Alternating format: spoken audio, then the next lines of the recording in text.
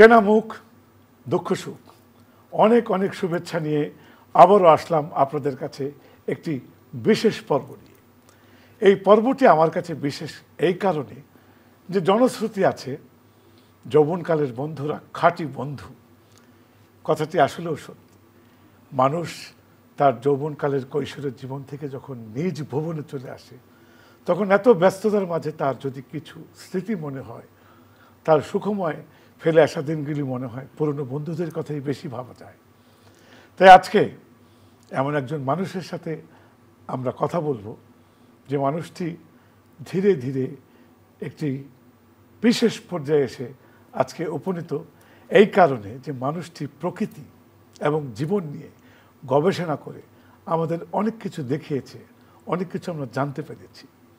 প্রকৃতি ও জীবন চ্যানেল আয়ের এই অনুষ্ঠানটির যিনি উপস্থাপক, যিনি গবেষণা করে গ্রন্থনা করে আজকে এইটুকু নিয়ে এসছেন, সেই মুকিত মজুমদার বাবু। কেমন আছো তুমি? ভালো, অনেক দিন তোমার সাথে দেখা হয় না। হ্যাঁ, মাঝে মাঝে বিভিন্ন অনুষ্ঠানে দেখা সেটা তো অন্য কথা। আমাদের আন্তরিকতা মানে ওই সময় এখন আর পাই না। সেই 50 বছর যে সময় আমাদের স্মৃতিকে তুমি ভুলতে পারবে না, আমি ভুলতে পারবো। আমার খুব ভালো লাগছে এই জন্যে যে তুমি এমন একটা সাবজেক্ট নিয়ে আজকে এসছো। যদিও তোমার সাংস্কৃতিক অঙ্গনের প্রতি আগ্রহ আমি তখন থেকে দেখেছি, বেড়ে বেড়ে একটু করতে করতে তোমাকে পূর্ণাঙ্গ রূপে আমরা এখন যেটা দেখছি সেটা আমার কাছে খুব ভালো লাগে। এই সাবজেক্টটি এমন একটি সাবজেক্ট যেটা প্রকৃতির কাছে যাওয়া। এখানে আমি একটা আধ্যাত্মিকতার ছোঁয়া পাই। প্রকৃতির কাছে যাওয়া এত সহজ ব্যাপার না। এটা যতটা সহজ মনে হয় এটা কিন্তু ততটা নয়। এটি প্রকৃতির কাছে যে তার গভীরে ঢোকা। আমরা যাই, কক্সবাজার যাই, পাহাড়ে যাই, দেখি সৌন্দর্যটুকু নিয়ে ফেরত চলে আসি। এর ভেতরের কিছুই তো আমরা ভাবতেও চিন্তা করি না, আমরা ভাবিও না, আমরা ভেবে দেখিও না। তুমি এর ভেতরে গেছো। আজকে আমি সরাসরি যে জিনিসটি জানতে চাবো তোমার থেকে, এই যে প্রকৃতি ও জীবন করতে গিয়ে এই আধ্যাত্মিকতার দুয়ারে দাঁড়িয়ে তুমি যা দেখেছো, অনুভব করেছো, যেটুকু তোমার মনে হয়েছে তোমার মুখ থেকে আজকে আমি শুনবো, দর্শকদের শোনাবো। তুমি তোমার অভিজ্ঞতাটা একটু শেয়ার করো। আসলে এই যে সাবজেক্ট, এই প্রকৃতি বা নেচার, এইটা আসলে আমরা তো সবসময় এর মধ্যেই বড় হচ্ছি ছোটোবেলার থেকে, যার জন্য ওইভাবে বুঝি না যে এর থেকে কি পাচ্ছি এবং এ আমাকে কি দিচ্ছে, এবং এটা ছাড়া যে আমার জীবন যে দুর্বিষহ হয়ে যাবে সেটাও বুঝি না। তো যেহেতু বেড়ে উঠি গাছপালা, প্রাণী, জলাশয়, নানা ধরনের জিনিসের মাঝখানে কিন্তু আমরা বড় হচ্ছি, কিন্তু এর প্রতি যে যত্নবান হতে হবে, একে যে আমাদের ভালো রাখতে হবে, সেটা কিন্তু বুঝি না। না বুঝে কিন্তু অনেক কিছুই করে ফেলি যা এই প্রকৃতিকে আজকে ধ্বংসের দিকে নিয়ে যাচ্ছে দিন দিন। আরেকটি কথা যে জনসংখ্যা, যে আমরা বাংলাদেশ যখন স্বাধীন হয় 71 সালে, তখন মাত্র 7.5 কোটি লোক ছিলাম আমরা। এখন আমরা 19 থেকে 20 কোটি লোক। দেশটা তো আর বড় হয়নি, দেশটা তো যা ছিল তাই। এখন দেশের পরিধি বড় হয়নি, কিন্তু মানুষের সংখ্যা বেড়ে গেছে। যত ধরনের প্রেশার, এই প্রেশার এসে কিন্তু পড়েছে প্রকৃতি পরিবেশের উপরে। সজাগ হওয়া উচিত ছিল আরও অনেক আগে, এবং সেই সজাগ না হওয়ার কারণেই কিন্তু দিন দিন প্রকৃতির অবস্থা খারাপ হয়ে যাচ্ছে। আমার উপলব্ধিটা যেটা, সেটা হলো একসময় একটা অনুষ্ঠান করতাম ইসেতে, এই ইউএইতে, Lux channel I performance award. 2008 সালে যখন ওই অনুষ্ঠানটা করি, তখন ওর সাথে লিঙ্ক করে আমরা একটা অনুষ্ঠান করতাম, রোড টু শারজা, যে ওই দেশে ওরা নানা জিনিস করে কিভাবে ওদের দেশটাকে সমৃদ্ধ করছে, ওদের বায়োডাইভার্সিটি, ওদের ইকোসিস্টেম ওরা কিভাবে ইমপ্রুভ করছে। তো সেখানে দেখলাম যে মরুভূমিতে তারা গাছ লাগাচ্ছে, ঘাস লাগাচ্ছে, ওয়াটার বডি তৈরি করছে, বিভিন্ন দেশ থেকে প্রাণী নিয়ে আসছে ওদের এই তপ্ত মরুভূমিকে শীতল রাখার জন্য, ইকোসিস্টেমকে ব্যালেন্স করার জন্য। তো এটা দেখে আমার একটা ধাক্কা লাগলো যে যে দেশে কিছুই নাই সেখানে এরা মিলিয়ন মিলিয়ন ডলার খরচ করে এই কাজটি করছে। আর আমরা বাংলাদেশে কি করছি? বাংলাদেশে সব আছে, আমাদের জীববৈচিত্র্য কিন্তু আমি বলবো খুবই খুবই সমৃদ্ধ, এবং আমাদের হেন জিনিস নাই যেটা নাই। ছোট্ট দেশ, কিন্তু আমাদের আমি যদি বলি নদী বলি, সমুদ্র বলি, বন বলি, প্রাণী বলি, পাখি বলি, সেটা কিন্তু মিডল ইস্টে নাই। এবং এই যে মধ্যপ্রাচ্যে নাই, এবং সেই নাইয়ের মধ্যে তারা তাদেরটাকে এইভাবে চেষ্টা করছে একটা ভালো জায়গায় নেওয়ার। আমরা আমাদের দেশে আমরা সেটাকে দিন দিন ধ্বংসের দ্বারপ্রান্তে নিয়ে যাচ্ছে। আজকে নদী দূষণ বলি, আজকে মাটি দূষণ বলি, আজকে বায়ু দূষণ বলি, দূষণে কিন্তু আমরা আমাদের দেশটাকে জর্জরিত করে ফেলছি, এবং সেটা করছি আমরা, মানে আমার মতো লোকজনই কিন্তু করছে। এবং আরেকটি জিনিস হলো যে যারা বেশি বুঝে, ভালো বুঝে, যারা বুদ্ধিমান, তারাই কিন্তু ক্ষতি বেশি করে। কারণ তারা কিন্তু তাদের লাভের আশায় তারা কিন্তু এমন অনেক কিছু করে ফেলছে, শর্টকাটে অনেক কিছু অর্জন করার জন্য, তাতে কিন্তু আরও বেশি ক্ষতি হচ্ছে এই প্রকৃতির। তো আমি যাদের বলি জ্ঞান পাপী, তো এই জ্ঞান পাপীরা কিন্তু সবচেয়ে বেশি ক্ষতি করছে আমাদের এই প্রকৃতিকে। আর সাধারণ মানুষ যদি বলি, সাধারণ মানুষ তো বোঝে না, তাদের বোঝাতে হবে। আরেকটা হচ্ছে সাধারণ মানুষ কিন্তু মানে এমন ক্ষতি করে না যে ক্ষতিটা রিপেয়ারেবল না, কিন্তু এই ইন্ডাস্ট্রিয়ালিস্টরা কিংবা আমাদের নানা ধরনের যে এই যে রিয়েল এস্টেট বিজনেস কিংবা অন্যরা যারা নানা ধরনের বড় বড় কাজ করছে, তারা কিন্তু ক্ষতি সবচেয়ে বেশি করছে এই প্রকৃতির। আজকে ইন্ডাস্ট্রির পলিউশন ছেড়ে দিচ্ছেন জলাশয়ে, নদীতে, মাটিতে, ধান খেতে। আজকে রিয়েল এস্টেটের জন্য আমরা কি করছি? গাছ কেটে ফেলছি, জলাশয় ভরাট করে ফেলছি এই নানা ধরনের ডেভেলপমেন্ট ওয়ার্কের জন্য। এবং সেখানে একবারও ভাবছি না যে প্রকৃতিকে রেখেই কিন্তু কাজটি করতে হবে, এই আশেপাশে যা আছে তাকে রেখেই। আজকে যদি আমরা সিঙ্গাপুরের দিকে তাকাই, সিঙ্গাপুরের দিকে তাকালে ছোট্ট একটা দেশ, তারা কি করে এত সবুজ রাখলো, এবং বিস্ময়কর। হ্যাঁ, তারা কিভাবে সবুজ রাখলো এবং তারা কিভাবে সব কিছু রেখে তাদের ডেভেলপমেন্ট করছে। এবং আমরা কিন্তু সিঙ্গাপুরে যাওয়ার জন্য আমরা কিন্তু উদ্গ্রীব হয়ে থাকি যে এত সুন্দর একটা দেশ, সেখানে যাব, দেখব, ঘুরবো, নানা জিনিস উপভোগ করব সেখানে।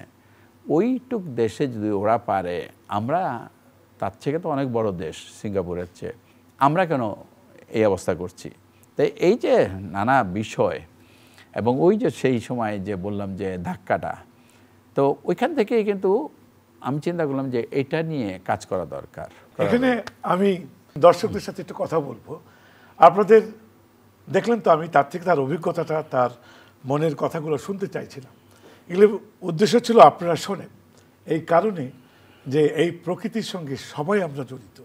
আজকে যে মানুষটি তার অভিজ্ঞতার কথা বলে গেল, সে যতই বলুক না কেন, সে কিন্তু অনেক কষ্ট করছে, অনেক জ্ঞান এর জন্য চর্চা করতে হচ্ছে, জ্ঞান অর্জন করছে, আপনাদের সঙ্গে সে শেয়ার করলো।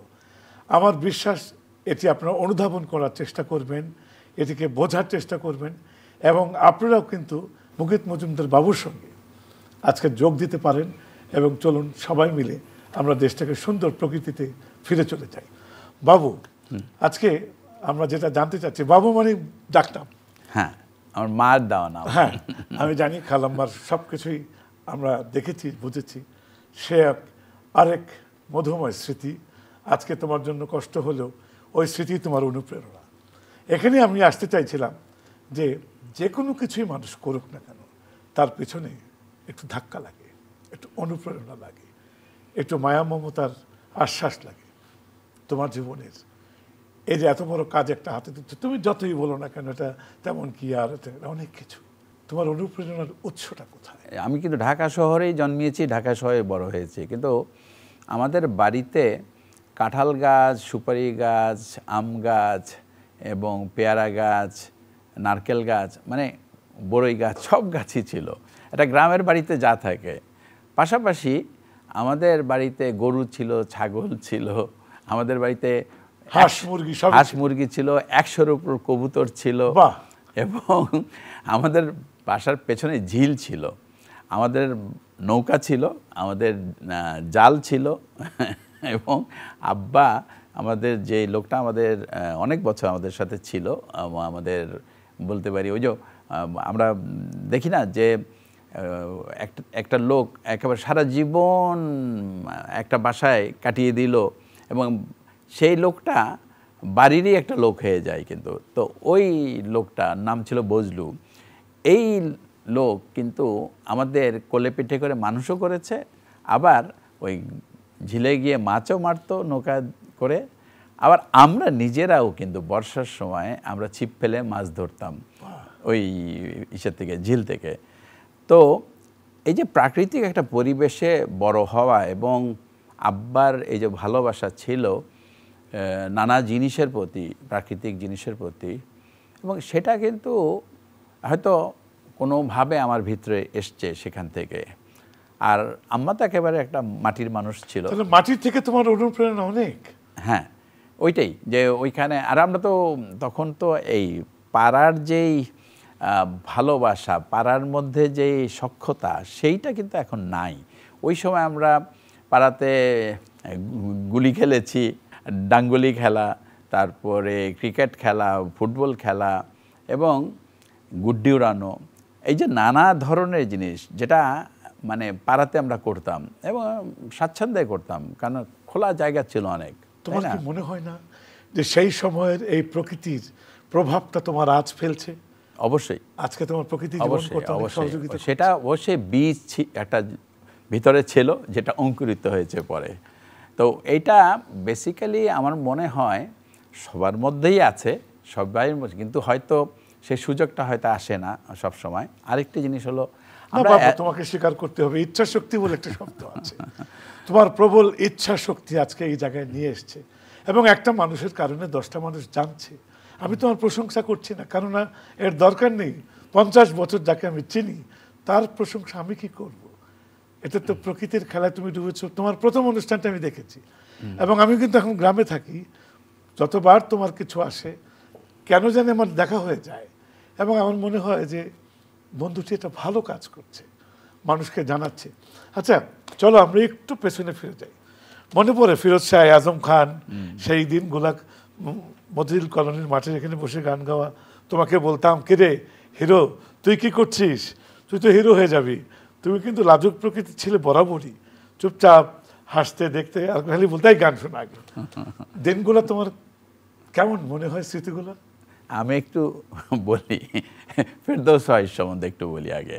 সেটা হলো, যে সময়ের কথা আমরা বলছি সে সময় ফেরদৌস ওয়াহিদ কিন্তু অনেক পপুলার, জনপ্রিয় একটা মানুষ, এবং সেই জনপ্রিয়তার কাছে কিন্তু আমি কিছুই না তখন। আমি আমি বলছি তখন কিন্তু আমার কোনো পরিচয় নেই। আমি বাংলাদেশ টেলিভিশনে প্রোগ্রাম অ্যাসিস্ট্যান্ট হিসেবে বরকতুল্লাহ, মুস্তাফিজুর রহমান এবং মুস্তাফা কামাল সৈয়দ, অন্যদের সাথেও কাজ করি, আবদুল্লাহ আল মামুন, অন্যান্য যারা ছিলেন।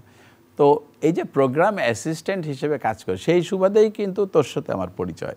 এবং সেখানে যখন আমি যেই হাইট আর তোর যে হাইট, সেটা কিন্তু ডিফারেন্ট ছিল। যাই হোক, তো এখন ফেরদৌসের সেই জনপ্রিয়তা, সেই জনপ্রিয়তার মধ্যে একটা জিনিস কিন্তু খুব লক্ষণীয় ছিল, সেটা হলো যে সবার সাথে মেশার যে ক্ষমতা, এবং এই যে সবার সাথে খুব সুন্দর করে আপন করে নেওয়াটা, সেটা কিন্তু একটা বিশাল গুণ ছিল ফেরদৌস ওয়াহিদের।